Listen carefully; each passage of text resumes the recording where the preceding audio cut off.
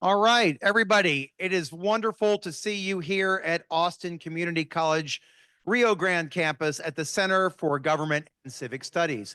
I'm Jay Boisseau. I am the executive director and founder of the Austin Forum on Technology and Society. And our managing director, Derek Castillo, is around here somewhere. And I was going to point him out. You've probably met him on your way in. So our managing director's here as well. We do not have slides right now because we're making a last minute change to some things to make some videos work for you. So I'm going to go without slides as I go through the normal preamble of the Austin Forum, also stalling for time for those changes to be made. So how many of you are new to the Austin Forum?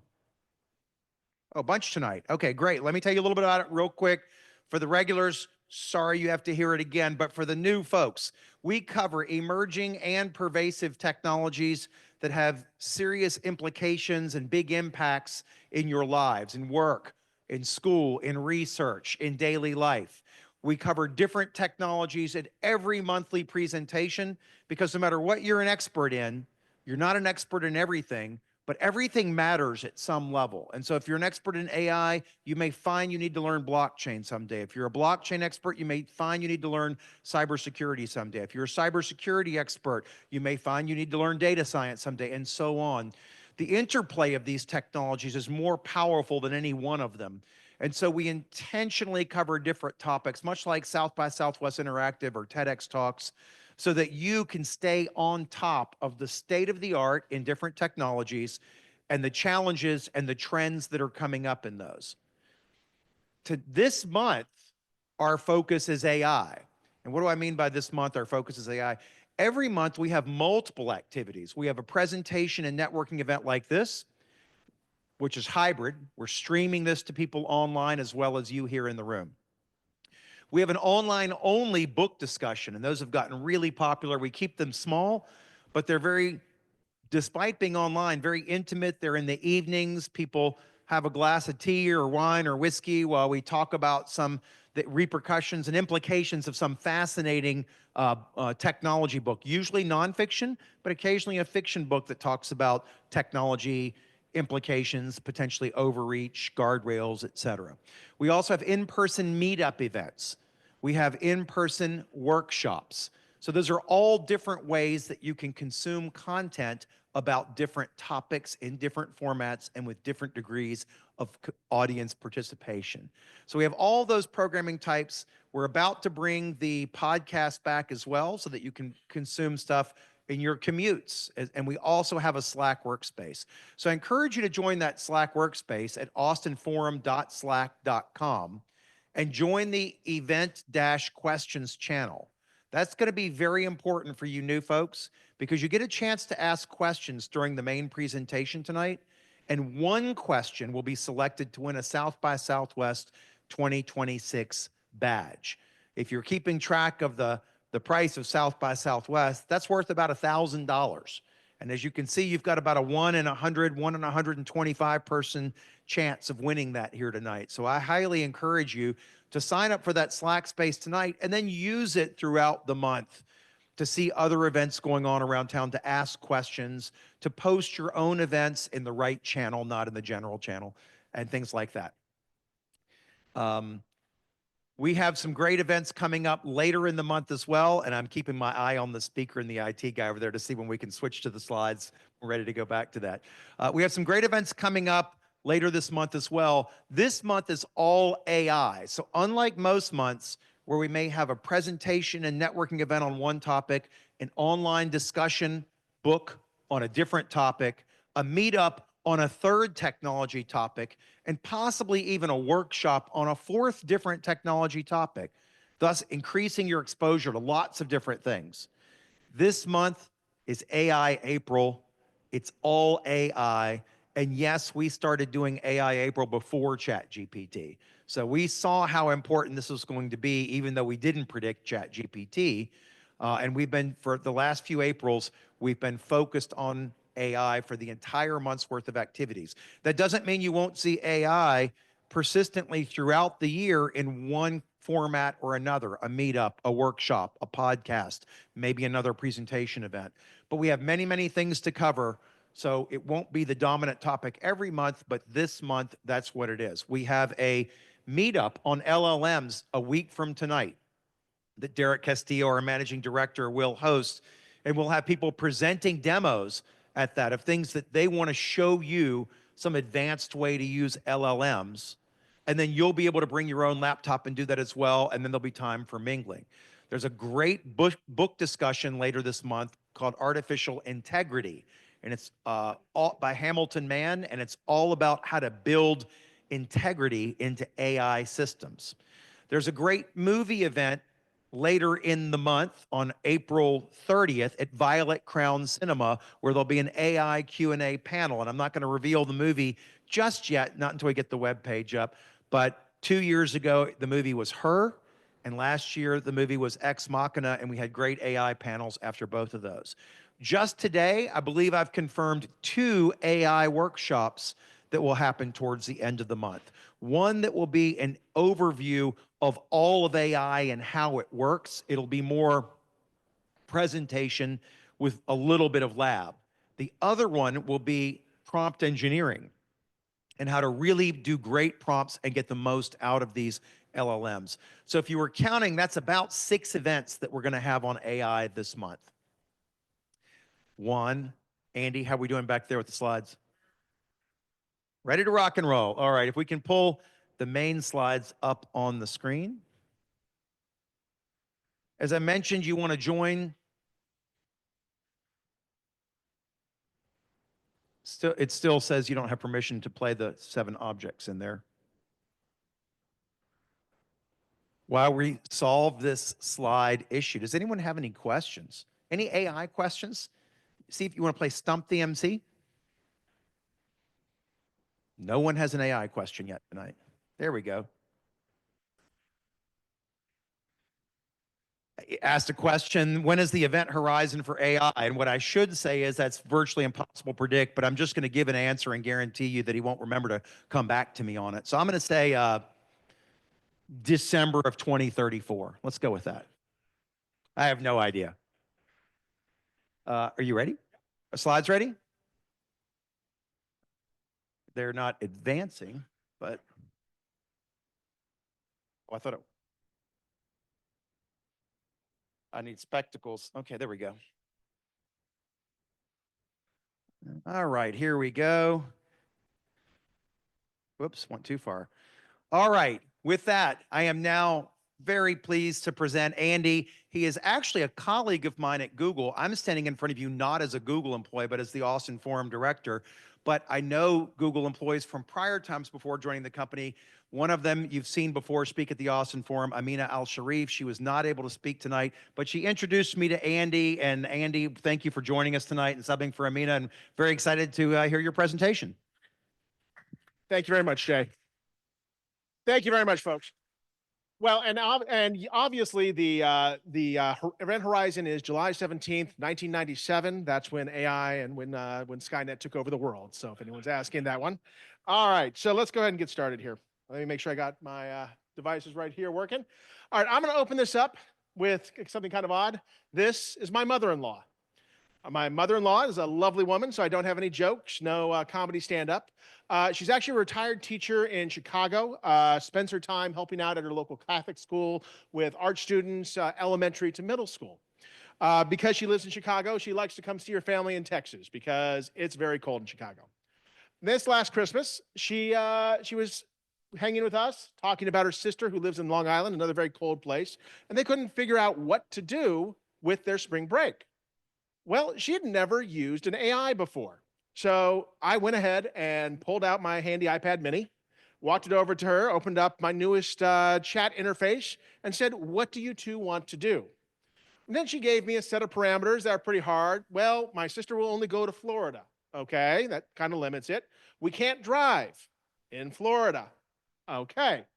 And it's got to be nice and warm. We got to walk everywhere, and it's got to be someplace we've never been. Very hazy parameters to put in. Well, the cool thing is we at Google had just released our deep research models, so they were ready to go with the parameters, give her options, and kind of work with her to figure out what she wanted to do. So she put in her in all her parameters, and then came out with Mount Dora, Florida. Is there anyone from Florida here? Do you know where Mount Dora is? It is the oldest continuous. Yep, it's the oldest continuous hotel in Florida, and I had no clue where it was. This is last week in Florida, where Gemini was able to go ahead, plot out her entire itinerary, what they were going to do, what lake they were going to sit by, what hotel they were going to be at, and it opened her eyes. And now she calls me every week for a new prompt. So this reminds me of when I first learned computers, as my entire family turned me into tech support. Now I'm the AI whisperer for my mother-in-law and my aunt-in-law Nancy. But they had a lovely time, and they're posting on Facebook and singing the praises of AI. But that's just something to start. So AI, as it is now, had very basic beginnings. Within Google itself, we've been involved in AI for many years. We purchased DeepMind out in the UK many years ago, where it became a repository for work, scientists, papers. But even 20 years ago, AI at the time was still very static. It was about building expert systems. It wasn't really about being able to interact and do natural language and understand at a human level what was going on in the world. Then, about 10 years ago, the COVID was in between, so it's hard to judge time as it moves forward. We started getting, of course, into proper classification, reinforced neural networks. We began to understand how to interface with the world, and we started to get the power to be able to do interesting things. This is where the first transformers started coming out. And today, of course, this is the ubiquitous Google interface, a nice search window that allows you to chat with your AI, with your LLMs. Now, LLMs are fairly straightforward. I know it's been the hot topic for 3 years, so I'm only going to spend a few minutes on here so that everyone can kind of be on the same page. LLMs, they seem very magical, but at the end of the day, they are basically pattern matchers. They're going to find the best way to finish a statement you are making. They can do this. They were designed originally with the intention of understanding language and powering things such as translate software. So when you're looking for the original use case of LLMs, look at the maps between how things are spoken. More importantly, how concepts can be mapped from language to language. And this becomes very important as we dig further and further and find out that LLMs have a lot of capability that we were not aware of. Now, as we dive deeper and deeper, you can kind of see that not only will LLMs translate natural languages that humans speak, but these principles apply as well to machine languages, to programming languages, which is becoming a very big use case out with users in the world today. LLMs are also like cats. They are finicky. They want to do what they want to do. So when you're writing a prompt, oftentimes the first time you write a prompt is not going to give you the answer you want. You have to work with it. You have to kind of understand its moods. So using an LLM, your prompts really do have to be on target for what you want. Jay was mentioning that there will be prompt engineering training. The first rule of prompt engineering is be specific, but not too specific. So that's kind of the parameters we work with. So why are LLMs more like humans than computers? So if you ever try to use an LLM to do math homework, I really recommend that you get someone to check your homework. LLMs are extremely bad at doing 2 plus 2.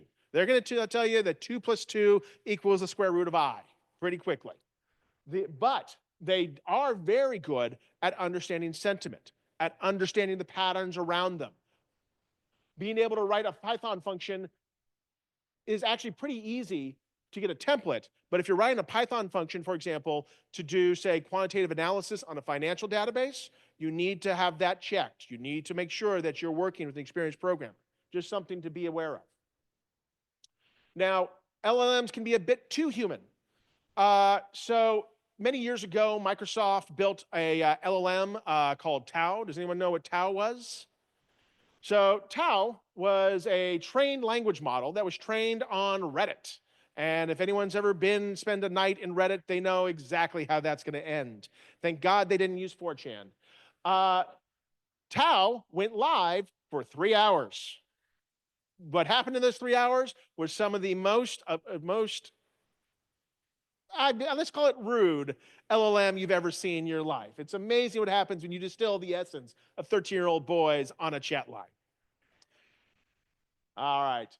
Now, how do LLMs get to answers? Now, this is fairly simplistic. We're going to just, this is 101. I know a lot of you already know this, but I just kind of want to build on the foundation. So LLMs are like your Apple iPhone autocomplete to a certain degree. It's going to take a look at the most likely word after it's been given its first inputs, and then say the most next likely word is this one, or is will, or was, or was donkey, and so on and so forth. After that, it's gonna take the new input token and figure out, hey, where is this going? How is this path going to go? Now, this is not taking just the phrase and figuring out confidence scores on what words are going. We're actually behind the scenes using matrix mathematics to figure out the pattern. That means that even though we're seeing for demonstration purposes a potential of 5 possibilities, this is actually playing chess with your sentence. So that you're, for example, if say we're wound up all the way back at the only thing, it's looking ahead 4 or 5 moves and trying to determine, hey, what is the most likely outcome for this sentence? Now, the cool thing is, once it's kind of figured out what the best answer is, it's going to try and return that to you, kind of like an Apple iPhone, but there's something cool that happens. So these sentences, because they're mathematics at the end, have to have some way of kind of introducing creativity, ways of changing the temperature of how we determine what's going to come out of our prompt and our request. All they do, they drop a little bit of random numbers at the end of the place, of the end of the mathematics. What that does is it just kind of scrambles where the LLM is going. And then when it lands on a new thought or phrase, it's able to evaluate that and determine, you know what, this is actually pretty decent. This is something you would not have thought of before. When you scale this up to hundreds and hundreds of thousands of sentences and hundreds of thousands of ideas, that's where you start to get the magic and what makes LLMs feel so human. Now, another piece as well is once we've got all these tokens, we're able to put these all together. We're able to not only take words, we break down words and phrases into component pieces. You'll hear the term tokens a lot. A token is basically a mathematical representation of a bit of what's written or what it's reading. It's not necessarily a word. It's not necessarily a phrase. It's a mathematically related pattern that is most likely to turn out this pattern for the next step. Then once we have the next token, it'll pop out our most likely sentence and figures out, you know what, I'm confident in the score in this sentence, and we'll call this our end of sentence. Now, all of this started in 2017, a little paper called Attention is All You Need. It's a 3-page paper. You can get that on the internet anytime. It was written for DeepMind, and it basically defined what became what's called the transformer. And we'll get to that in just a second. Now, one thing I do recommend, I'm going to put on my Google hat for just a second. We have a product called Notebook LM, which is very useful. If you've not used it, I do recommend. It's free to use. What I would recommend is, if you're interested in digging into the basis of what is modern AI technologies, go out, grab this paper. This is kind of your starting point. Drop it in Notebook LM. Notebook LM will use its AI to summarize and give you kind of the boiled down essence of what this paper is talking about. And then you might also find a tool that if you're further interested and you want to go down the rabbit hole of pure mathematics and the understandings of what drives AI, those tools together can really help you out. Now, I'm going to give you kind of an eye chart here for a second. This is what that paper introduced. So attention is all you need, introduced what's called the transformer. Now, when you hear about how much compute power it takes to run an LLM, this is what's happening. This is where we're bringing in inputs, we're analyzing them, we're applying matrix mathematics, we're generating vector entries into a vector table, and then eventually reaching our output probabilities, those scores you saw earlier, using what's called a transformer. And these were all defined in that paper we just looked at, and this forms the basis for pretty much all LLMs and all AIs, no matter where we're going from. Now, I want to call out real quick what we call RAG in the industry, because there is a problem with LLMs. Going back to my mother-in-law. So when I sat her down and took all her parameters for where she wanted to go in Florida, it located Mount Dora, and then it started to tell her about the Gaylord in Mount Dora that was set up, had little shops in it, had little cabanas by the lake, had golf carts ready to go to take you into town. The AI had hallucinated an entire Gaylord for my mother-in-law. So to fight that, you have what is called you have RAG, retrieval augmented generation. So oftentimes with an LLM, depending on what version you're talking to, they've taken a mound of knowledge and usually have a cutoff date. For example, any of the newer models, the ChatGPTs, the Geminis, generally have a cutoff date about November to January of this year. If you're looking for something more recent, then you need to bring in data from outside the model. The problem with bringing data from outside the model is the model will tend to read that data and try to come up with an authoritative answer when it might not really have the right answer. These are called hallucinations, and everyone's heard about hallucinations. So using RAG, it's a workflow that works with an LLM to bring in data from outside so that you can integrate data that is useful to you and still use the advantages of an LLM. So for example, a lot of the power an LLM really brings is the ability to use natural queries to work with things such as SQL code, to work with marketing data, to work with any type of numerical data. But you want to bring in brand new spreadsheets. You want to bring in data from your own business that you wanted to analyze. Using RAG is a way of being able to not only bring in data, but also help ground that data in some known good source. Within Google, for example, we'll use our Google search. You might have a database of record. For example, if you're working in a state agency, working with a vendor list, you want to make sure that any response will have a particular vendor on it. That's what you're adding in order to enhance your LLM. All right, so LLMs are cool. They can create things, they can summarize, they can do things for you, and you can talk to them when you're lonely. I have talked to a lot of LLMs, I'm ashamed to admit. What their power comes in is in brainstorming sessions, in creating new types of ways of thinking. Oftentimes, I'll be writing a document and I have my thoughts on the paper, but I haven't organized them in quite the way that really clicks for me. I can use my LLMs to go ahead, go in, rewrite for me, offer options. That's extremely good at taking information, rearranging it, not losing the information, and giving me more options to choose from than I would have if I've just wrote 3-4 drafts and kept on going. One of the cool things with LLMs, because they've gotten so large and complex, is they can now do summarization of multimodal content very easily as well. You might hear this term multimodal when talking about various AI products. What multimodal means is stepping beyond just text.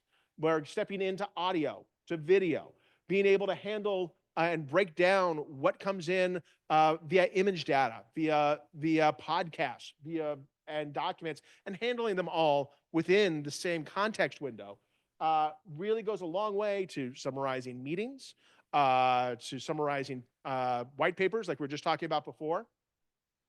In addition, LLMs are also very good at indexing and searching large document stores. So I work for Google's state and local education group. My primary accounts are mainly state agencies and educational institutions. A lot of the problems that they're dealing with have to do with having data from 30, 40, 50 years, sometimes even pre-digitization eras, and they want to be able to handle that data the same as they do their online e-form data as well. LLMs are being used to scan handwritten Medicare forms. They're being used to digitize old records and then even damaged records, and then bring them all together and understand all that data as one pool. Now, with automation, we're just now getting into what's called robotic process automation, which is allowing, we'll talk about agents here in just a moment, but allowing AIs to start automating parts of your life that are the most cumbersome. Being able to compose an email for you is something that you guys have already all seen. Well, we're taking steps, baby steps, mind you, to a stage where AIs will be able to start managing your calendar. Who remembers Her with Scarlett Johansson? You know, that's kind of where we're going. We're looking as we get more trust and we build in more security into our LLMs. Where right now, for example, you can actually opt in with Gemini's LLM to look at your search history, understand more about you. You know, we're already building products that index your emails, understand your emails. More than that, understand your voice and are able to write emails in the manner that you would, using your same diction, your same vocabulary choice, and the like. And of course, with Converse, because the natural language makes it much, much easier to handle. You actually, if any of you work in state government, you might have already been using these. Any of the chatbots, say on Texas DIR, on HHS, the DMV, DPS, they're all running chatbots already. Most of them are running LLMs in the background in order to provide more flexibility and the ability for you to have a more satisfying experience. Now, all of these, you know, you still have to remember that we want to keep the best practice of keeping a human in the loop, because you know, at the end of the day, trying to automate everything with AI is going to introduce a little bit of chaos. Next round, a little more chaos, and so on. You want to be sure to have someone using these as tools, not replacing someone. All right.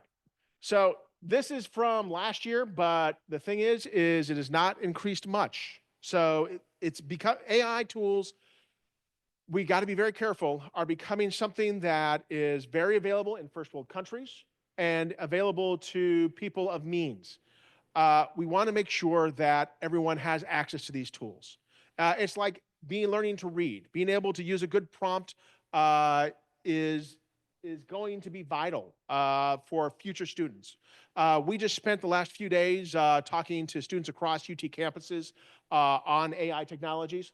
A lot of the business classes, for example, their first question is, you know, what are these tools going to mean for students entering in the workforce? A lot of them are worried that are they being replaced? Are they not going to be able to find jobs because AI is going to take over the job? Honestly, AI is just tools. They are not thinking. They're not artificial general intelligence yet. So understanding how to use the tools is the same as understanding how to use a typewriter when they're invented. It's going to help you clarify your thoughts. It's going to help you deliver more useful content to your fellow worker if you use the tools correctly. Now, a lot of people have heard about it. Now, this is a very tech-savvy crowd. You're sitting at the Austin Tech Forum, I'd assume so. But the level of penetration for people who have used AI is actually a lot lower than you think. My mother-in-law, I mean, she just retired. She's only 62, but you know, had not used any of the AIs, not in the educational system. You can kind of see the penetration of people who use ChatGPT, and these numbers are about a year and a half after ChatGPT was very popular. You know, people weren't necessarily finding that killer app for using an LLM.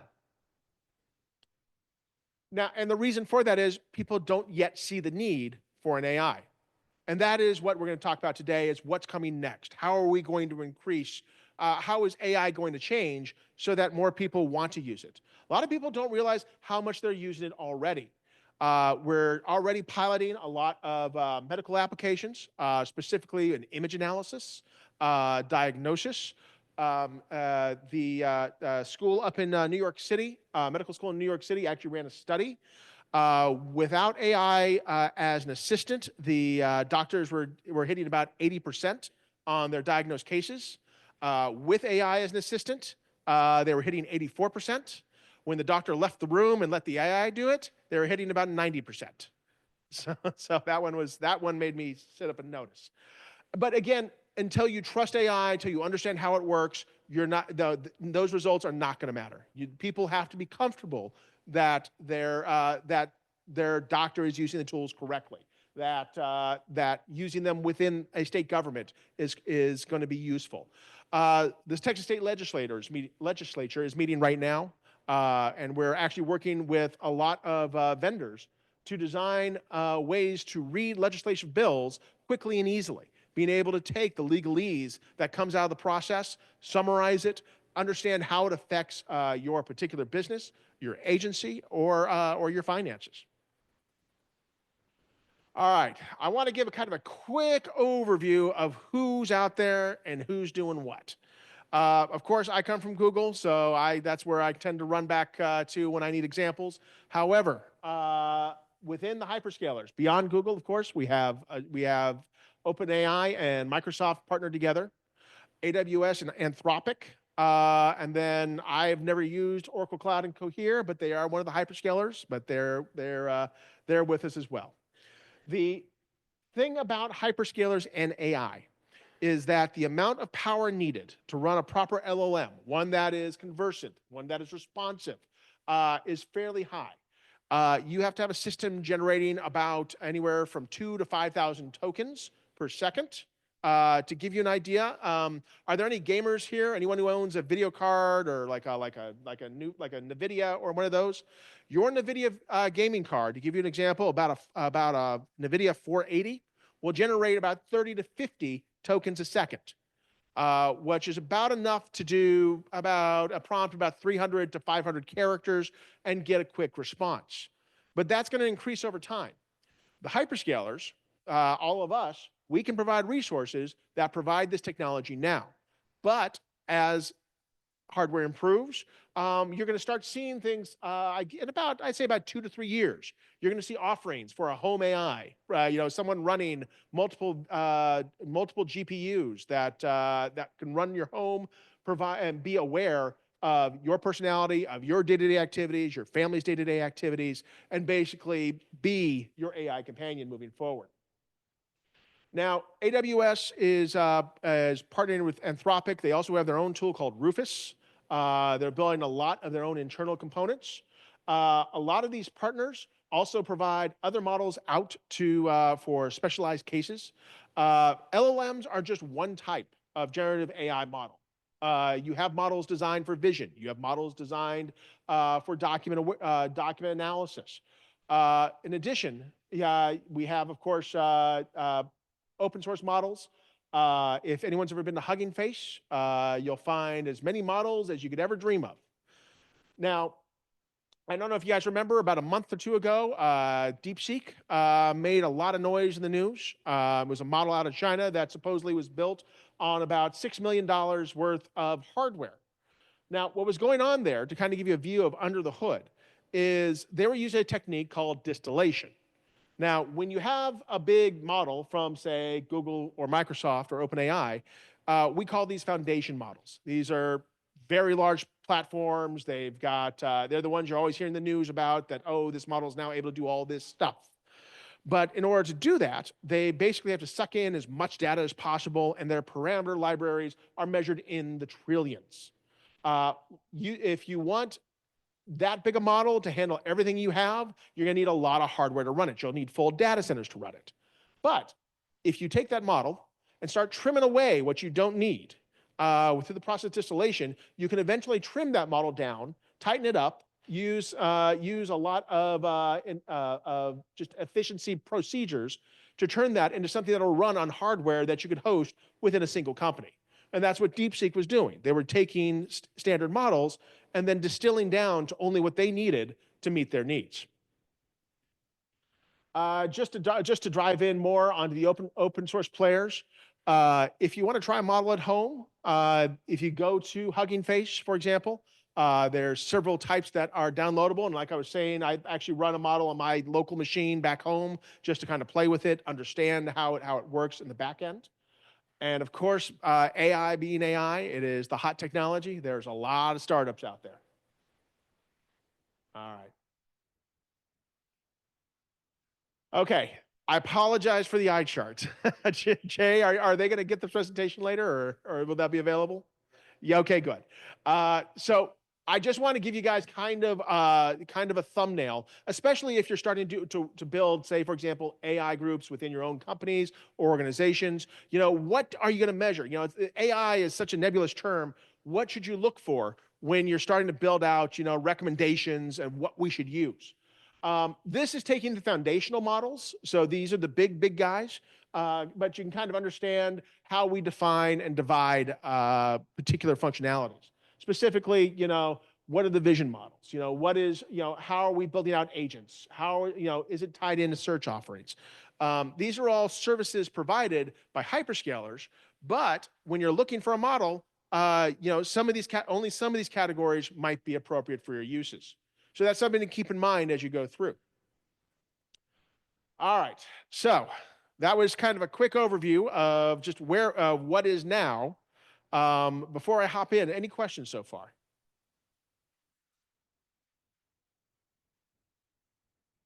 Nothing at all, in my opinion. In fact, one of the big things about DeepSeek that made more waves for people within the AI community was the fact that instead of throwing hardware and vertically scaling, they used the same type of techniques we use in the software development world to start making more efficient software. I learned to program in the early '90s, and you know when there was still a lot of resource limitations building programs. You know when you only had 4 meg of memory, for example. A lot of the techniques I read were very similar to things that I was taught as a student, you know, 30 years ago. And what's going to happen is as they crunch down and make that more efficient, that's just going to leave more resources to keep those vertical strategies going. But with better practices laying the foundation, it's just going to mean a longer and longer tail for growth. Here's an example, and we'll actually get to this in the slide in just a minute or two. The thing that powers AI is data.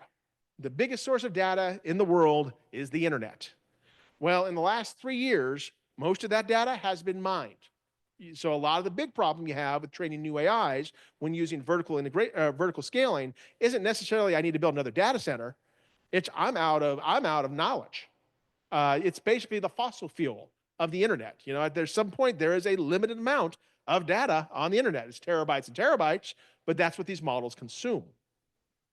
So I think what you're going to see, especially out of homebrews, to build out a DeepSeek style model, they had about 1,000 cores built out. You can do that with a couple $1 million with a small company here in the States or in China. And then use an open source model and just start hacking at it for months, and you'll spit out your own model.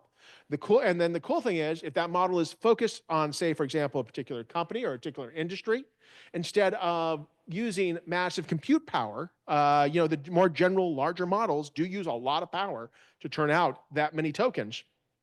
You can use a smaller focused model and not need an entire nuclear power plant to be able to run these type of models. So in my opinion, DeepSeek is exactly where we need to go. All right. Any other questions?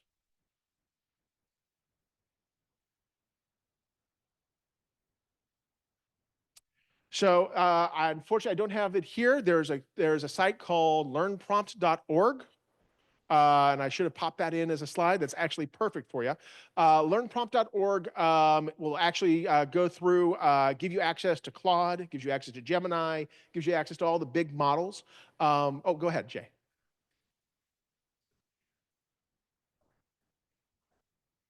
Oh.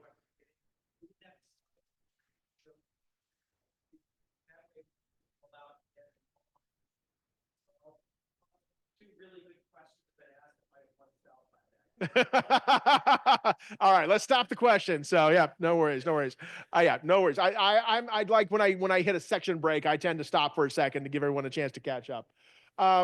So let's talk about some of the new capabilities of AI that are coming. So this is going to be interesting because I think we need a swap at some point here for videos. I think these videos should be good.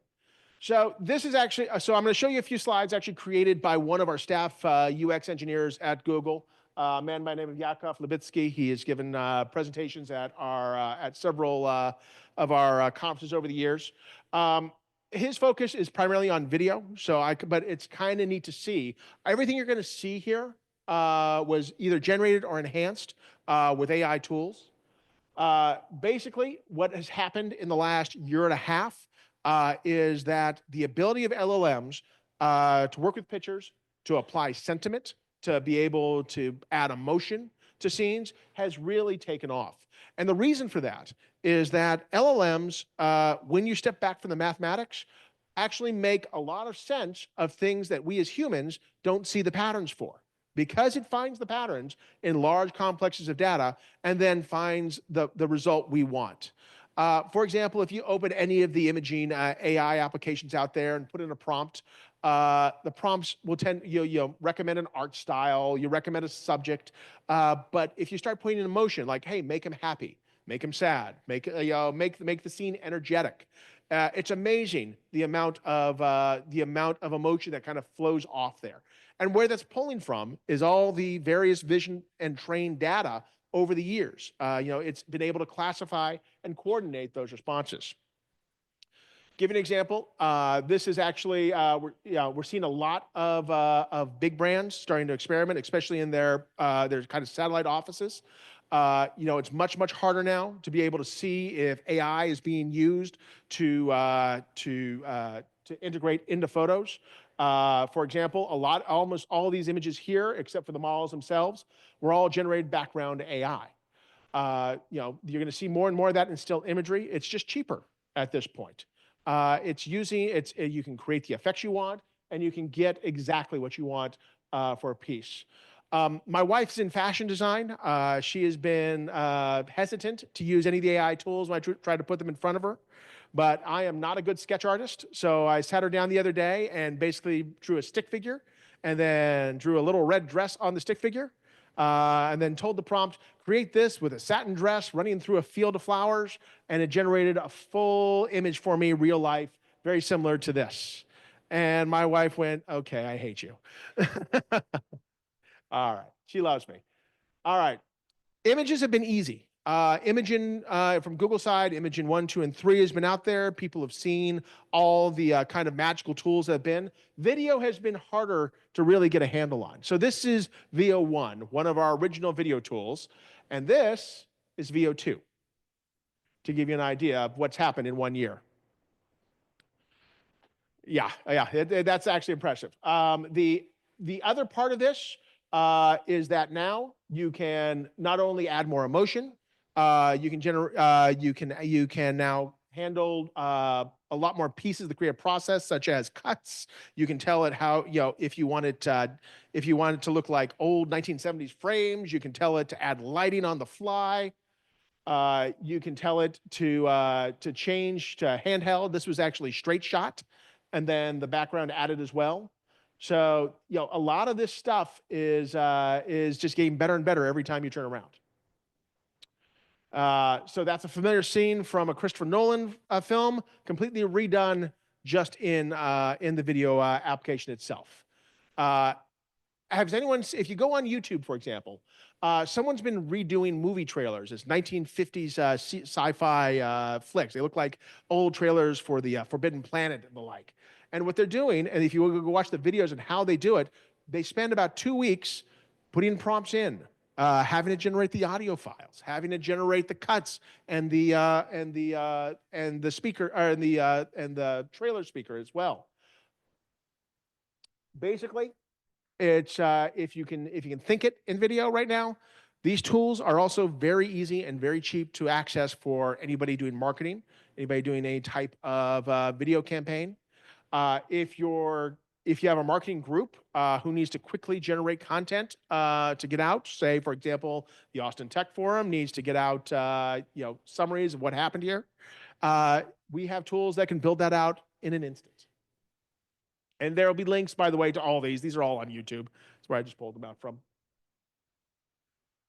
All right. Just because you generate realistic assets doesn't mean you can tell a good story. So creativity is still the human in the loop for these type of tools.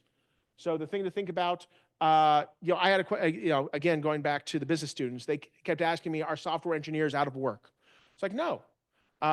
When digitization came for artwork, artists weren't put out of work. They just learned how to use Adobe Premiere.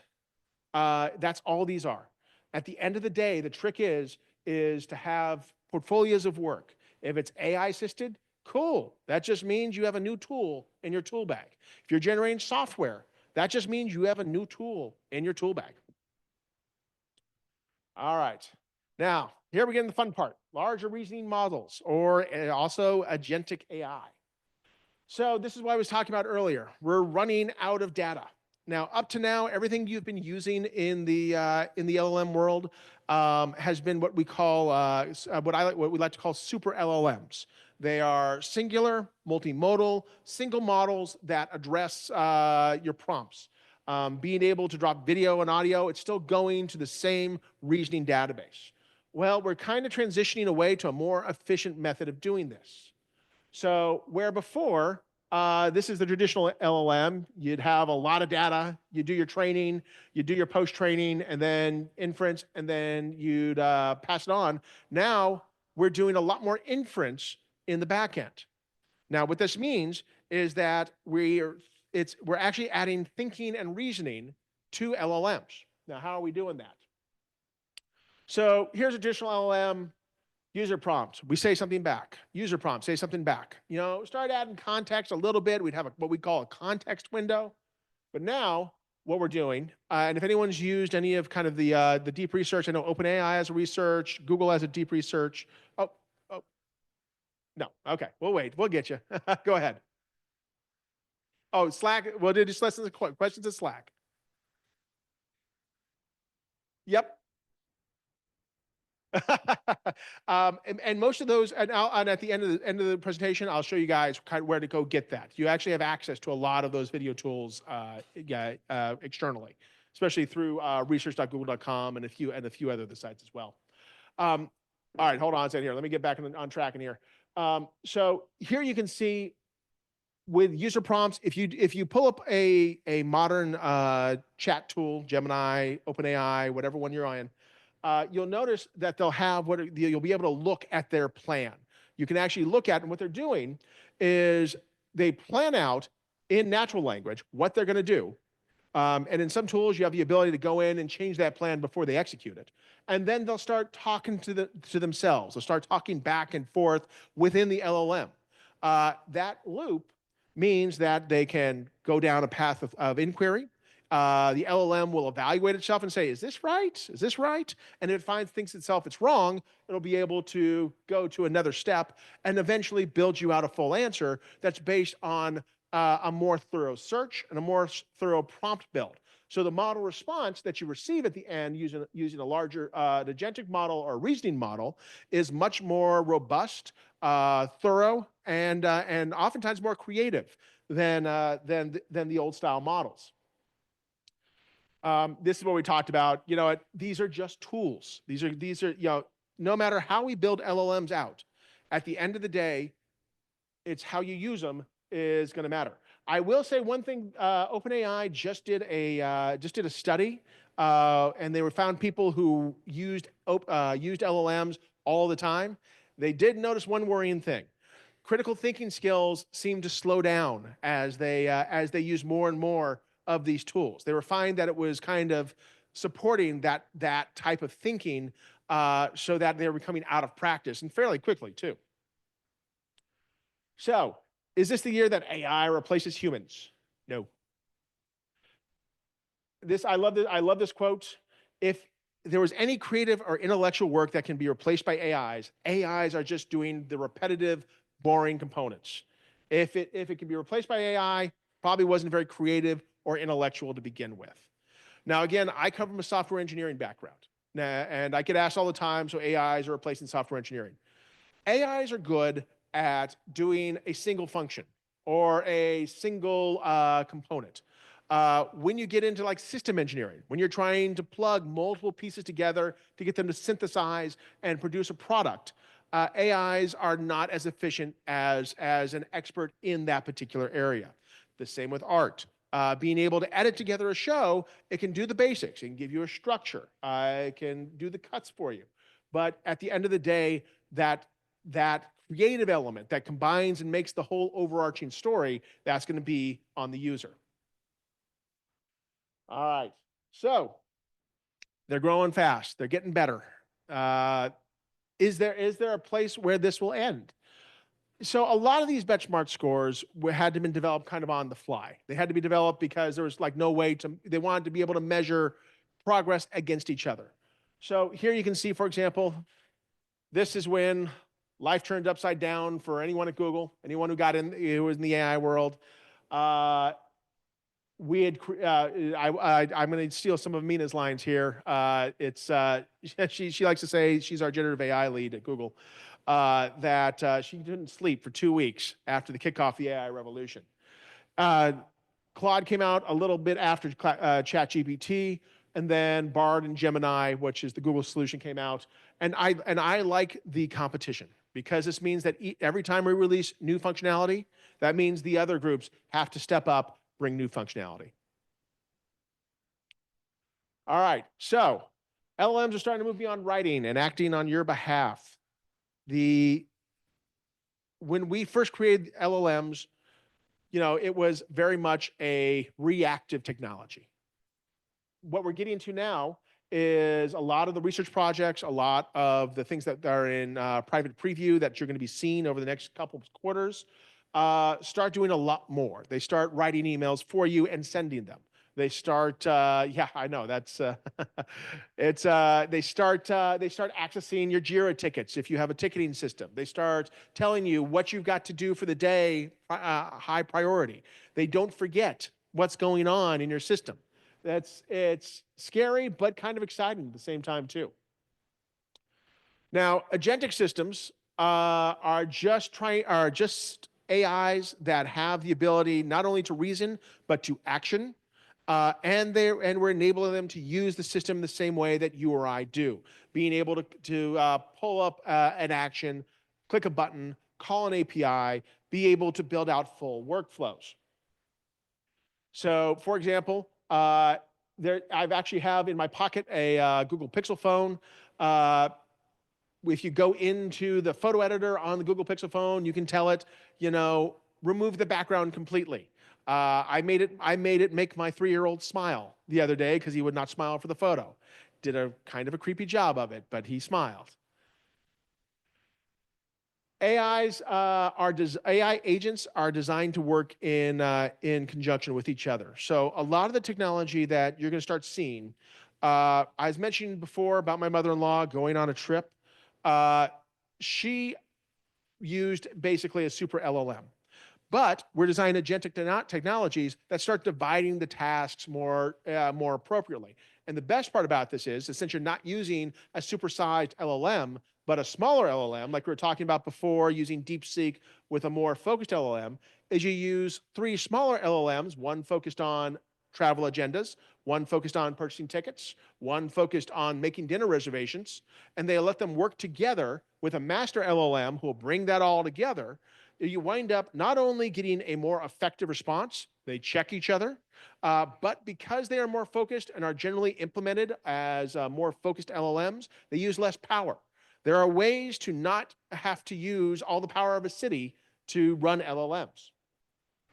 And just to give you an idea, so for example, this is a data decoder that's looking at movie review sites. There's a brainstormer that'll look at these components, and then just some type of critique. Now, I can't speak to the other hyperscalers, but I design some things like these all the time. All that's behind this is prompts and usually what's called, say, a Jupyter notebook or some type of data science engine. I'm just telling it how to respond. It figures out what the response is going to be, but I'm telling it, be professional or be personal. Respond as if you are a friend. Respond as if you are someone who's managing a very complex workflow. All right, so this is going to get into some a little more technical, but I think you guys are ready for it. This is what an agent looks like at the end of the day. Within the agent, you'll have an LLM model. You'll have some code that's going to loop over, analyze what steps I went through, understand if this is good or accurate or not. It has access to tools to allow it to do things and to reach out either via API to other models, whatever's needed. These connect up to applications and products that have been out in the world for years. Various monolithic applications have been using flight APIs, map APIs forever. We're just allowing agents to now use them as well. Now, this is kind of an example of an application that would use an agent. Basically, it's designed so that if you have an application you'd like to use, swapping out for the new agent, for the new upgrade is very simple. Doesn't change your experience. It allows you to keep using an interface similar to the way you always have. Say you've always used hotels.com or you've used Expedia. That's great. You still use it. But in the back end, you've got a little more power back there, something that's more aware of what it's doing. It hopefully knows that there is no Gaylord in Mount Dora. So, and then back in the back end, we have the supporting models. And now this is very important that the model is abstracted from the agent. For example, I know Google, we just released a new 2.5 model literally last week. Every 6 months or so, pretty much every major AI company releases a new version of their model. It's important that these designs can add in that new functionalities and new features easily. There's too much dynamism in the market right now. All right. And I'm going to leave this here in the presentation for you guys, just so you can kind of see what the difference is between multi-agent models, kind of understand that where we're going next is smaller models. So Apple iPhone 17 is going to have new chips in it that allow, hopefully, Apple to come up with their own AI someday. But sorry. But the Google Pixel phones, for example, that I have in my pocket already have Tensor chips in them.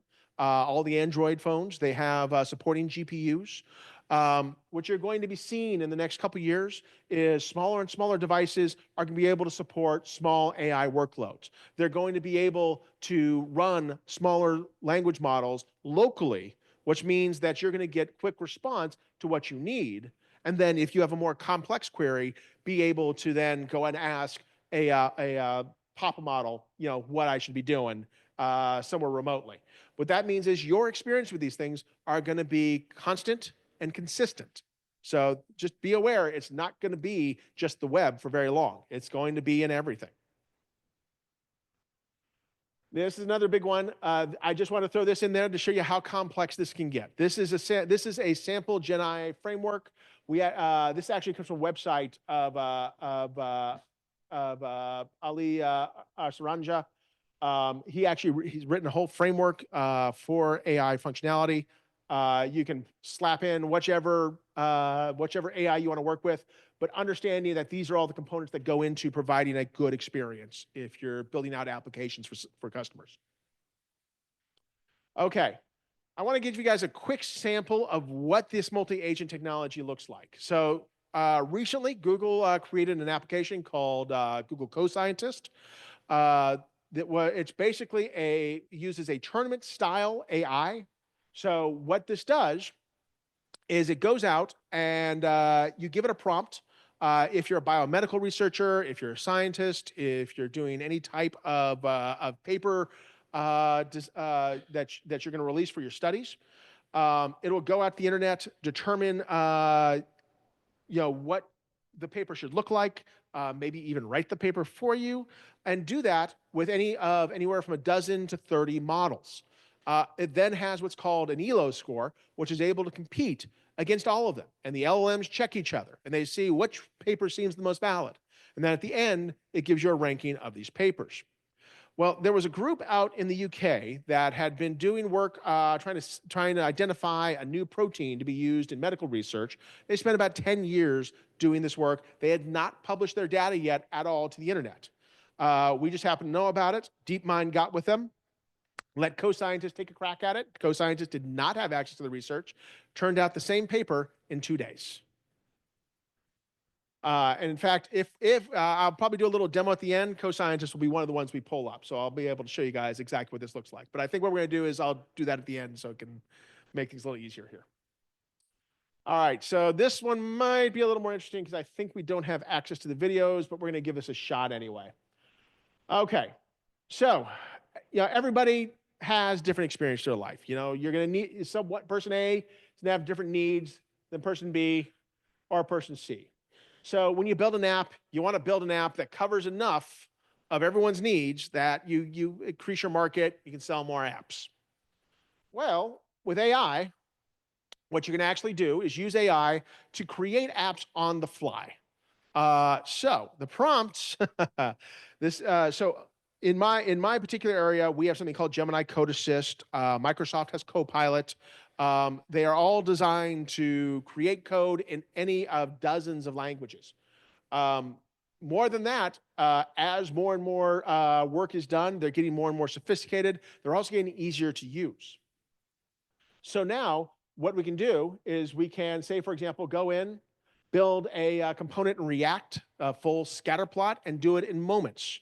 This changes application development. We're no longer building apps and dashboards that are going to be used for months or years on end. You're now building them on the fly.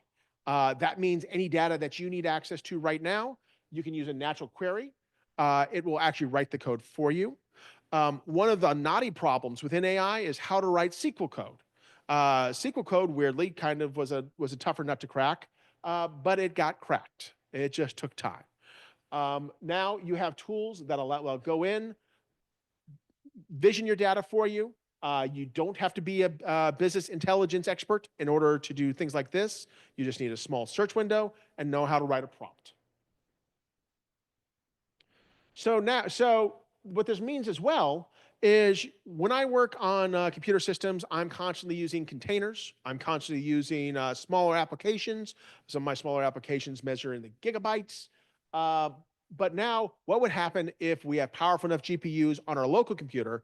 We can write all the software we need on the fly quickly using prompts. So all of a sudden, this changes how we maintain software, where the attack vectors come into play. It means that not only can we use someone's prompt that's already created to help us get a leg up, but we can also have it be contextually aware of what we've built before, have it integrate immediately into the software that we're using and that we prefer to use. Yeah, that when can I retire keeps moving, by the way, so I have to rewrite that one pretty much daily. And there you can kind of see how, piece that you can use. Now, fun point about this, and I'll show this in a demo when we get done. So that tool set right there, I have a prompt that'll generate that in seconds within a 3D environment. So we're going to take a look at that at the end of this presentation. All right, and actually, this is the one we're going to do. So what I'm going to do, I think, is I'm going to go ahead and finish off the presentation, and then we can probably hop to the demos if that'll work. Jay, how much time do I have? 15 minutes. All right, let's see if we can do this last one about 10, and then we can do a little demos, and I think some Q&A. All right, so we're going to come back to this guy. This is actually a fun one. I have a one-page, which will generate a full Lego playset that you can play with, click and drop, and I'll share that code with you guys so you can actually take it to any of your favorite tools and do the same thing. All right. So let's talk about what's happening and some of the ethics that's coming our way. LLMs are getting faster. We always have had chatbots, but we've had to use architecture with chatbots in order to maintain that pacing of human-to-human conversation. There's still a little thinking that had to go on in the back end. That's quickly disappearing. The modern chatbots not only can talk to us in real time, can put their answers to us in real time. Who remember? All right, I'm going to bring up a sore point. Who remembers when Google first had that demo about a year and a half ago, and it turned out it was not mistimed? Well, if you go up and look up a new project called Project Astra, we are doing that demo in real time now. So we actually have someone in our London office take a phone, walk around the office, ask it, what's making sound, and we'll actually see the speaker on the table. It'll look at code on a computer and tell you what does this code do, and it remembers where our developer left her glasses on the table. And these are all happening in real time. So what was the art of the possible a year and a half ago is the art of the real now. And then, of course, our output speed keeps accelerating. The other piece to realize here, too, is that as we get better and better GPUs, the older GPUs don't necessarily get decommissioned. A lot of them are being used for other tasks. I remember Facebook, for example, their data centers used to retire a computer before the AI revolution after about 2 years. Now you're seeing GPUs recycling in about 9 months. So that's something to be aware of. There's a lot of data out there for smaller tasks that I don't think has been tapped quite as much yet. And this is where we're going to run into our video problem. Okay, that's all right. There we go. Does that work right there? Perfect. This is just an example. Can we see that one in there? Perfect. And then this is just showing, it's hard to see, the back and forth between a client, how quickly the response is coming when we type in something, allows you to, you can run these tools within ChatGPT, within Gemini. Here's the dirty secret out there. Most of the tools only have a 3 to 4% difference in their performance ratings. The good thing about AI development is papers are being shared. That's being treated not only as a competition between capitalist companies, but also as a new research area, which means that there is, ideas are exchanged. Everybody is making each other better. All right. Do you have control or do I have control? You have control? Okay, hit me the next page then. Oh, there. Okay, just took time a minute to warm up. The one I want to show them. All right, hit the next page for me.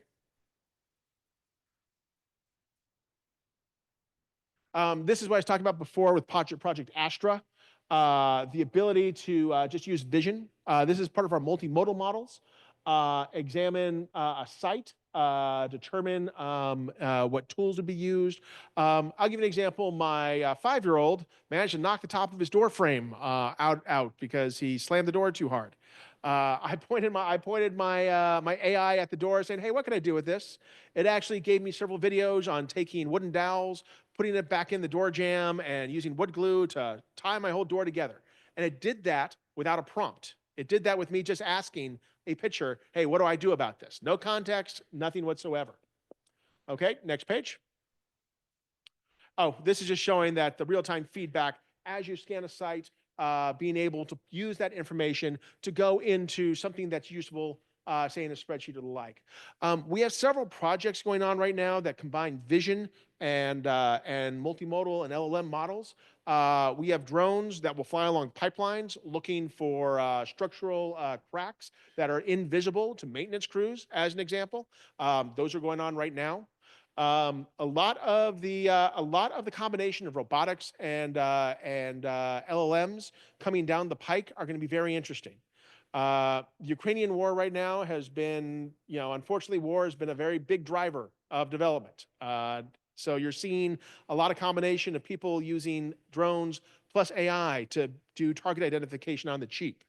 The technologies are out there, and it's something to be aware of, that they can have good and they can have very bad consequences depending on what you're doing. Is it me or you? Okay, perfect. All right. Then this one is just showing, this is actually the one we were talking about before, being able in real time to combine video with LLMs, being able to have an agent talk to you while you compose a picture, while you podcast, while you do anything along those lines. Let's go ahead and hop to the next one. The one I really want to show you guys, though, let's see. Go ahead and hit next. All right, and then next. Now, I'm not sure if we're going to have any audio. So this is a deep fake of President Obama that was done back in 2017. People remember when deep fakes were coming out, they were people were very worried. Well, things have gotten worse. So let's go ahead to hit next. And so this took an entire research team, half a day. This took one person and a few photos, not even video, to be able to paste in whoever they wanted on top of their models. Yep, they're playing the Squid Games. I'm actually impressed this last election. We didn't see more of this, but I am waiting for someone to kind of raise the bar on these. Okay, go ahead and hit the next page. So you're not gonna be able to hear the video. Go ahead and push play on all three of these. These are all saying the same words. Let's see, do we have audio on that? No, okay. This is basically saying Yakov, who put this all together, is the best. All three very natural looking people. In fact, I would challenge any of you to walk up to this TV over here and try to pick out if it's video or if it's faked, because they look phenomenal. That's the problem. You're going to start seeing lifelike generated video that you're not going to be able to tell the difference. Watermarking is not going to help. And these are tools that are going to be in the hands of individual consumers. Well, some of them now. Yep, he's fake. Yeah. Oh yeah. Well, the good thing is there's still that uncanny valley out there. It's still, you got to rely on your intuition. But with the amount of media content that comes at you, oftentimes your senses get overwhelmed. So it's very hard to check. All right, let's do the next page. All right. So basically, give you an example. This is actually going to be the two members of ABBA who actually say an individual's name, though they never say it, and not like in the whole blank space, your name here type way. It flows well. The natural language actually goes through. Go ahead and hit play. And these guys are actually just saying, "Hey, welcome to the concert, Steve," as an example, and but unawkwardly. And all they had to do was film that once and then have the LLM map in what they wanted to do, which means hyper-personalization is going to become a very big deal. Now, and this is where two things marry that I think are going to be very interesting over the next year. If you buy into a lot of AI tools, if you're letting them have access to your email, if you're letting them have access to your search history, if you're letting them have access to your photos and videos, there's a place where we're going to have to ask as consumers for control over this. The last digital revolution, we kind of all lost control of our personalized data. It's sold by data brokers all over the place. I have a mailbox full of catalogs that attest to that. But this is wholly different. This is an AI that knows enough about us to act like us, to be able to create videos of us. And then, even though we never did it, we're going to need to figure out some method, either from the companies themselves or regulatory, that I think is going to be necessary to keep that moving forward. Okay, let's go ahead and next page it. So a lot of these downsides is the easy use of tools. As 2017, it said take a team of researchers. I can do this now from my laptop, by myself in a couple hours with prompts and with maybe some guidance photos. So that's something to be aware of. And if I'm not planning to duplicate a celebrity, it's even easier. All right, next page. Yeah, this is a particular content creator was basically saying, I did not create any of these videos that I am featured in. So if you have enough training material out there, someone can steal your likeness using these type of tools. This is something that we have to be aware of, that we have to figure out some method of control. All right, and next page. While they missing our DNA, I disagree. I know this is Yakov's statement. I disagree with the statement. I think that we're coming to a point very quickly where everything about us is capturable and modelable, which means that we can have something that looks like us is out there doing things that we would do that we might not have control over. All right. That's the end of my doom and gloom. So let's go move forward. All right, guys. So I think I got a couple minutes. Do I have access over there if I'm going to do a quick demo? Yeah. All right, guys. Just keep your eyes on the screen. I'm going to do a quick demo because I just want to show you guys two things. Right. All right. So I mentioned we're going to build some Legos. So what you're looking at right here is actually Google AI Studio with our 2.5 experimental model. You can actually do this with kind of any of our public models. I've actually built out a one-page prompt basically saying, hey, create me a 3.js, which is kind of a framework in JavaScript for creating three-dimensional applications. I want you to do all this stuff, create Lego bricks. I want them to click together. I want them to be in a 3D environment. Now, here's the thing. I've been designing software for a long time, This is what we used to call just business just requirements documents.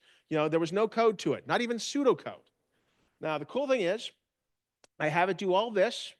And then once I tell the prompt to go, it's going to show me, this is what we're talking about researching. It's going to say, okay, this is what I'm going to do. This is my technology choice. This is what I'm going to write. And then it's going to write out for me a whole single code.html document. There you can see the Legos defined. You can see an audio file created, and then basically just stuff that's all done for me. So we're going to go ahead and let's pull up. I have it all ready to go. This little code HTML, let me just drop that into there. And this is what I created in about 45 seconds. And then here, let me stop that. Let me get a different type of brick. And then I can just pick these guys up. It's aware of the 3D world. I can place bricks on top of each other. Here, sorry, a little hard with the thumb pad or with the thumb pad. It's already ready to go there. If you had audio, you'd be hearing clicking. I can save these off. I can do all different types of things. And this was all done just with this single prompt. Now, you might have been hearing something about vibe coding. I'm not a fan of the term. So what vibe coding is using a prompt to kind of give you the base. Oh, here, let me move that up so you guys can see this. To give you kind of the base of an application. And then as you want to add functionality, you actually start into a conversation with your prompt engine so that once it finishes building this out, I can say, okay, I want to change the background to a skybox, or I want to change these from Legos to like mobile character pieces. This is all done via simple prompts. You can do this yourself. It's really simple. But what it does take is an understanding. You can see kind of how particular I had to be about all these different pieces. But still, this took me an afternoon to put together for a full demo where I was happy with it. Once the prompt is written, or if you grab an example prompt from the internet, this is repeatable again and again. You can customize it to your own intentions. It's just kind of an example of the power that's kind of coming down the pipe. How am I doing? I can do one more if I got time. One quick one. Okay. I promise to show you guys what the real power of what these agentic systems and what a tournament system does for AI. So this is co-scientist. Let me make it a little bigger. Basically what happened is I put a couple pieces in here. For example, I put in a prompt that said, I just asked it, hey, design a new protein for cancer research. It went in, took my prompt, kind of punched it up a little bit with a single LLM, and then was able to come down, and had been running for about 2 weeks, and came out with a whole bunch, come here, of potential papers. Here you can see the papers right here. They have various scores over novelty, how complex they are. Here's the cool thing. I'm going to go ahead and hop into the full paper and show you what the prompt did, not what I did. Come on. This is how thorough a paper on protein research it was able to put together. And just to give you an idea, I've been demoing this in front of various biomedical research groups across the state. All of them are floored because there ain't nothing wrong with this paper. All right, that was my demo. So I think we can probably call it there.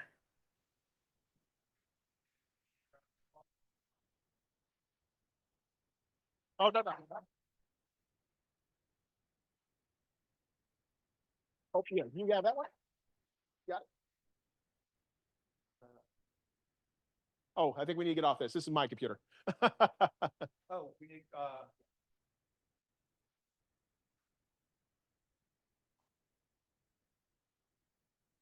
Thank you. right. So we've got time for Q&A.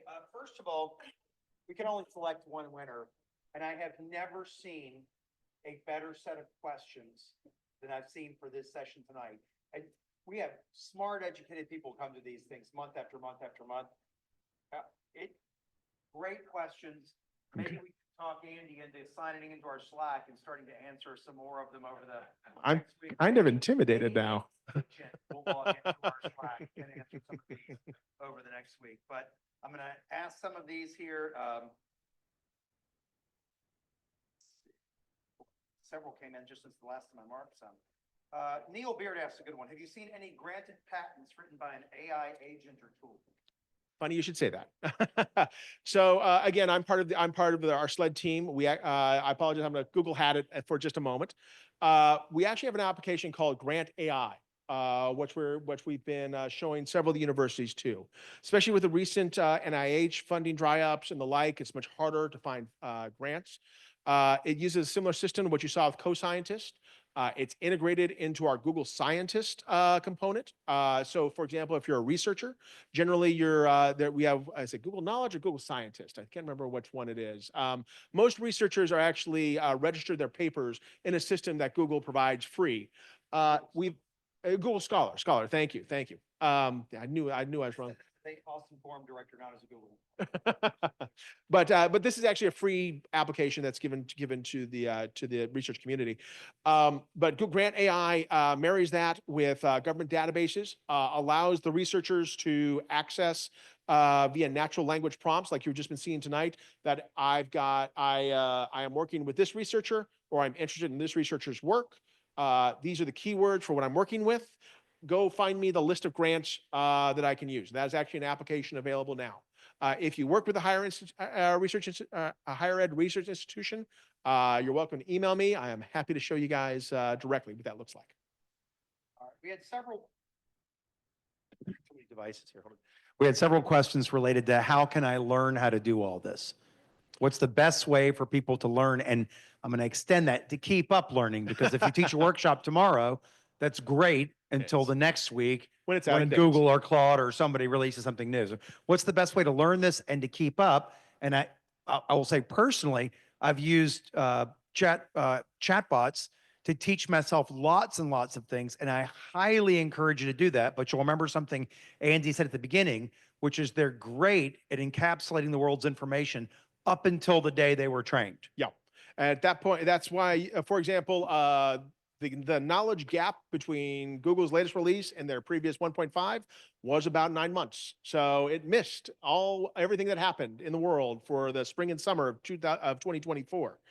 But no, honestly, first place you're going to want to go to, of course, I was talking about a little earlier, is to learn how to write good prompts.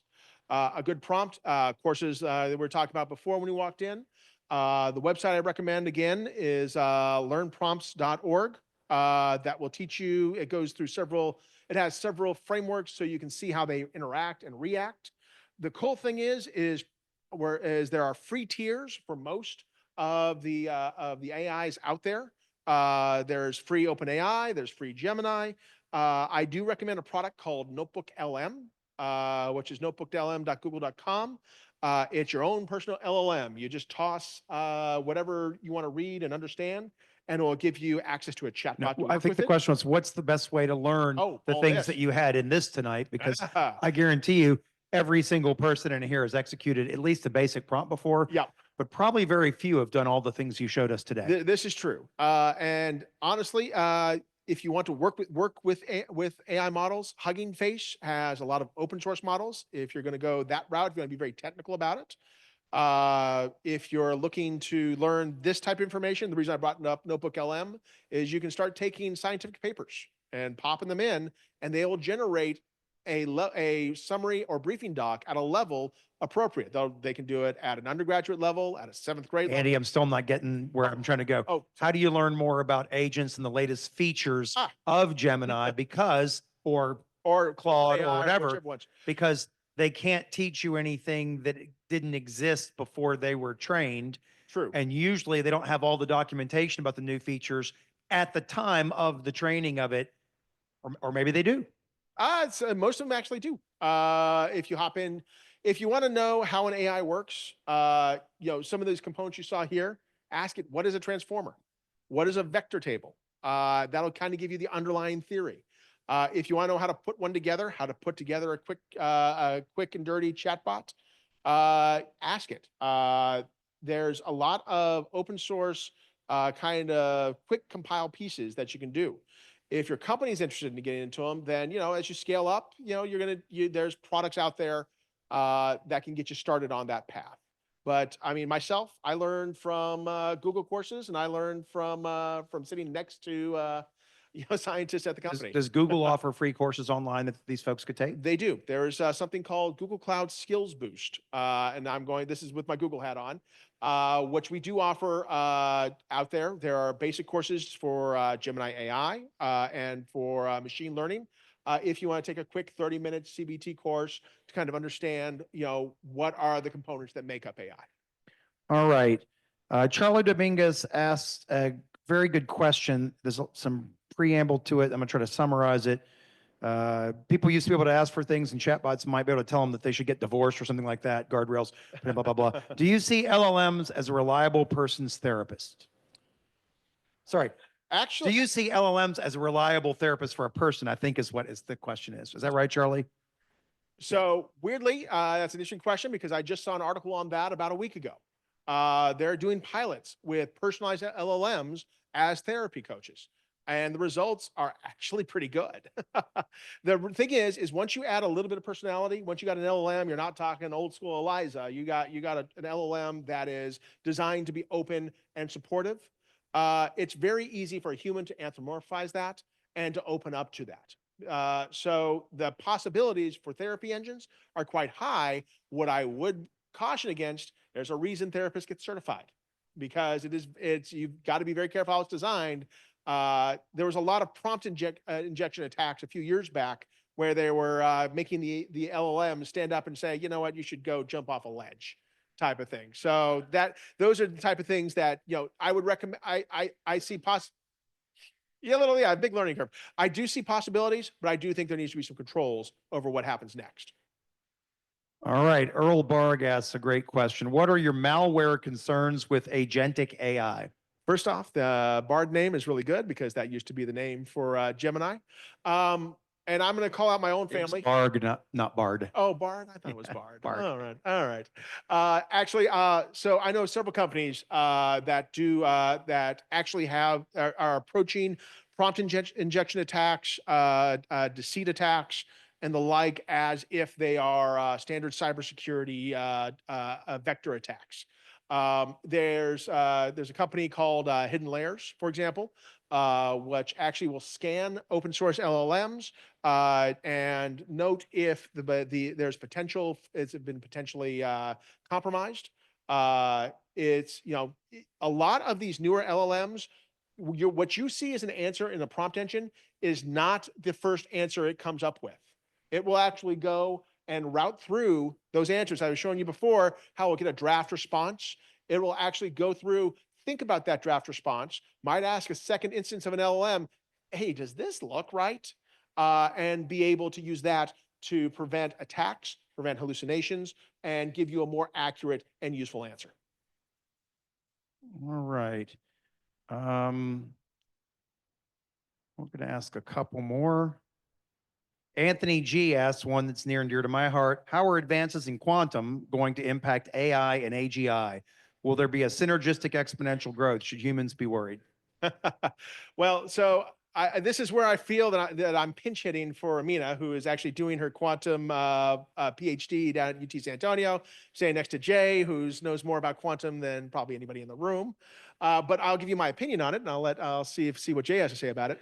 My opinion: quantum computing, the ability to use quantum effects on LLMs are just going to raise the ceiling. It's like building a plane. The envelope for how high a plane could fly was so much in the 30s.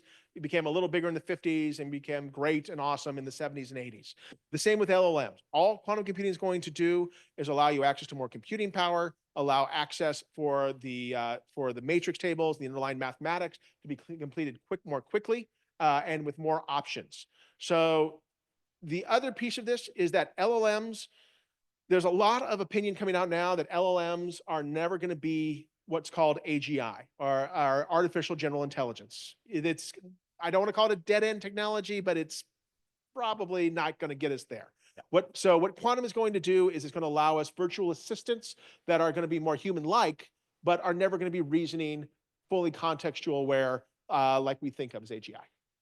Yeah, I did a panel at South by Southwest, and it was all about the pluses and minuses of LLMs. They are absolutely wonderful tools, as you said early on in this, and they're getting better and better and better, more powerful and more useful, and they're better rituals. But they're not the path to AGI. They're No. not symbolic. They are not symbolic. Yeah. They are not aware.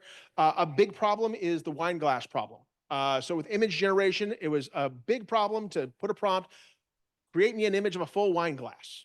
And it was one of the hardest tests that people used to test out if an image AI generation program was useful. I think just a couple weeks ago, they finally got it to do it reliably. Yeah, but there's always a way to hack things to make specific examples work. And if you don't solve it symbolically, Exactly. you'll It's not- find another one that breaks it. which means it's not a thinking model. All right. Homer Hedges asks, with these deep fakes getting better and better, how long is it before we're not going to be able to trust video, image and video evidence at all? I think that passed way back years ago. But what I see in the next 5 to 10 years is, and this is a little sci-fi of me, is I think a very useful product line to follow is developing AIs that are your personal companions, ones that you trust and know, that knows you and that you know it. And the goal here is to have an AI companion that's going to be able to analyze data coming in and be able, with a confidence score or with some type of input, to say, you know what, that's real, you know, let that in, that's fake, filter it out. It's unfortunately, it's going to be an arms race. But honestly, if we're moving forward and having these type of assistants, I kind of like that world.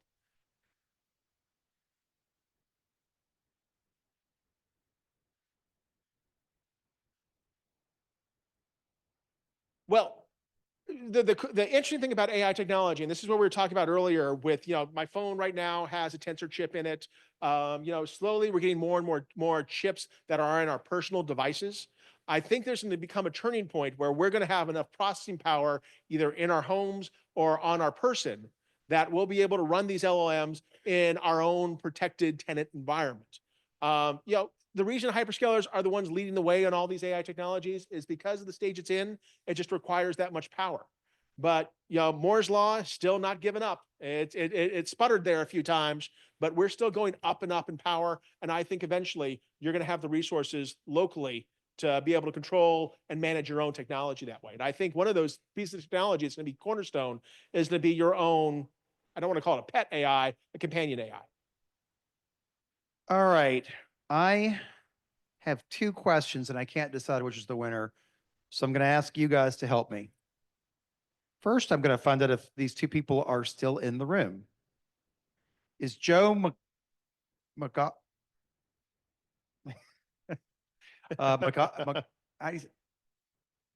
McGahey is in the room. All right. Is Jonathan Sharf in the room? Both of you are in the room. All right. I'm going to ask the audience. Don't look at your phones, audience. I'm going to randomly pick in my mind. I'm going to let my qubit settle on one of these two and ask it first.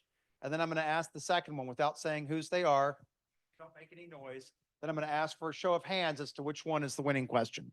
One of the questions, what are the biggest technical or ethical barriers to enabling LLMs to learn continuously from user interactions, and how close are we to overcoming them? The other question is, how do the reasoning models decide when to stop thinking and produce a response? Is it random, probabilistic? Are they forming some level of certainty before responding? So raise your hand if you want to ask the first question. What are the biggest technical, ethical barriers to enabling LLMs to learn continuously from user interactions, and how close are we to overcoming them? My phone's in my bag. I can hold it up and it could count it for us. 1, 2, 3, 10, 11, 12, 13, 14, 15, 16, 17, 18, 19, 20, 21, 22, 23, 24, 25, 26, 27, 28, 29, 30. I got 30 for that. What'd you get, Derek? All right. The other question is, sorry, Joe, you asked multiple great questions, but I had to find the one that I found. How do the reasoning models decide when to stop thinking, quote, stop thinking, unquote, and produce a response? Is it random, question mark, probabilistic, question mark? Are they forming some level of certainty before responding, question mark? How many of you think that's the winning question? 1, 2, 3, 4, 5, 6, 7, 8, 9. I think it's question 10, A. 11, 12. It's the first question. All right. So great question, Joe. It looks like Jonathan Sharf has edged you out. So the question is, what are the biggest technical or ethical barriers to enabling LLMs to learn continuously from user interactions, and how close are we to overcoming them? By the way, I'm going to give all of you a little cheat for the future when you ask these questions. Invariably, if you can tie technology into something ethical, people tend to pick that one, whoever I picked for the moderator. And that's why I didn't pick myself, because I didn't want to fall guilty to that algorithm, but you all did for me. Yeah. So yes, there you go. All right. So the issue with LLMs. So the most modern, most powerful LLMs right now have about 1 million to 2 million tokens behind the scenes. Million tokens is about 11 hours of video. It's about 24 hours of audio. Represents anywhere from 120 to 150,000 lines of code. That context window, while pretty decent, is still limited. In order to reach that reasoning level that you're thinking of, where it seems nigh AGI, you would need a context window that would take probably about many factors the amount of power we have available right now. Can you define a token in video? A token in text is easy to understand. Yeah. What's a token in video? So video, because it is the reason why you have an 11-hour window on token in video, is you're still a token is breaking up a piece of in the textual world, make up a word or a phrase or a common grouping. So that that becomes part of its pattern, part of its mathematics. With the video, you are actually breaking down pixel by pixel. We're not classifying the data. We're not using a video classifier to go, this is a picture of a ball, this is a picture of a dog, or this is a picture of an ice cream cone. It's going through first and getting the pattern of the video, then doing the classification. So that's something to be aware of, which means that you need a lot of tokens to be able to summarize and work with video.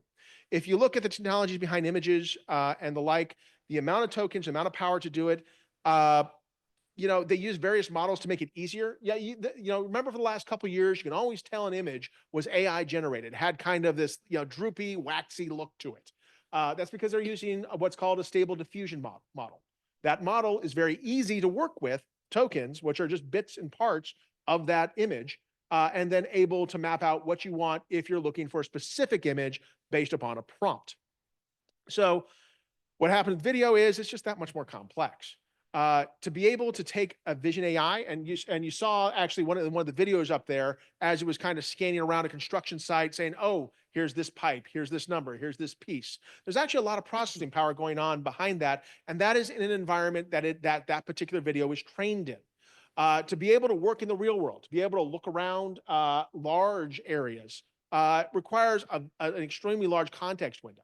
To be able to associate multiple entities, people, locations, even when you're working with things such as traffic data and the like, you're still very focused on a particular data set. So that's just it. I think that the amount of power that you need to get to that near AGI is just not efficient yet. Could be. Okay, so the question was, make sure I get Jason's actual question, Jonathan's actual question. What are the biggest technical or ethical barriers to enabling LLMs to learn continuously from user interactions, and how close are we to overcoming them? Oh yeah, and then, okay, so to learn continuously requires the context window. The ethical boundary, it depends. The ethical boundary is going to be, intruding into people's personal information. It's like, digging into, do we do a facial recognition match and suddenly you have access to all their driver's license history or their pins where they've dropped and where they've driven over the last several days. There's still a technical boundary that the context window, in my opinion, is not big enough to do that yet. But the ethical boundary is it's amazing how with data surrounding an individual, you can construct full images. My wife is convinced that Facebook is listening to her. Facebook is not listening to her. Facebook is taking all her friends in her circle and all that second level friends and all those third level friends around her friends or who are around her friends and building a model of Kate's world, and then dishing ads and audio back based into her feed based on that. LLMs can do the same type of task, not as efficiently as a designed algorithm, but that again, I think those ethical lines have already been crossed. Someone's willing to do it. It's whether we're going to notice that's being done to us. All right, let's thank Andy again.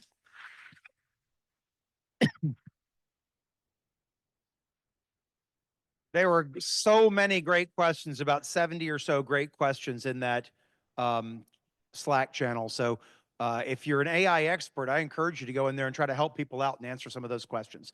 With that, Andy, you can sit, and I'm actually gonna skip over this. We usually do a icebreaker here to prep for networking, but we've been here a little bit longer because of our delayed start. So I'm just gonna share with you that we got a lot more great content coming up. At the very beginning with you, I shared that all the content coming up this month in different formats is AI related. And then we start moving to other topics, AI and other topics again in May. Quantum computing is actually, I believe, in July. UX design in the age of AI is next month. So we hope you'll come in May when I have a friend who's a great UX designer talk about what it means to be a designer in the age of AI. And you can think of that from multiple perspectives. Remember, you can always bring your unused tech here to donate to Tech for Troops. They will repurpose that gear. If you've got smartphones, tablets, laptops, desktops, monitors, keyboards, mice, all those kinds of things that are probably sitting in drawers somewhere not to be used ever again until you finally recycle them, there are people that will find them valuable and use them to connect to ChatGPT and Gemini and Claude and other things. So please donate those. We hope that you'll consider being a friend of the Austin Forum. It's a one-time donation of $100 and you live forever on our Friends of the Forum page. If you are a leader in Austin and of greater means and resources, you might consider being a champion of the Austin Forum as well, and then you participate with the advisory board in some of our program planning.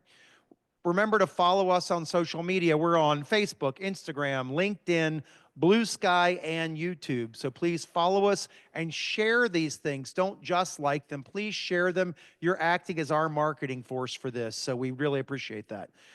We have networking at Remedy afterwards, networking here until 8:15 p.m., and then please leave the room as you found it. Pick up your own trash, recycle your cans, all of that good stuff, and it will resume at Remedy. It's about 0.8 of a mile from here after that. The team, some of the team will be there. Please give a round of applause for the team that makes all this happen. And keep that applause going for the annual partners that are paying for all of this to happen and contributing to the programming. So bigger round of applause for the annual partners.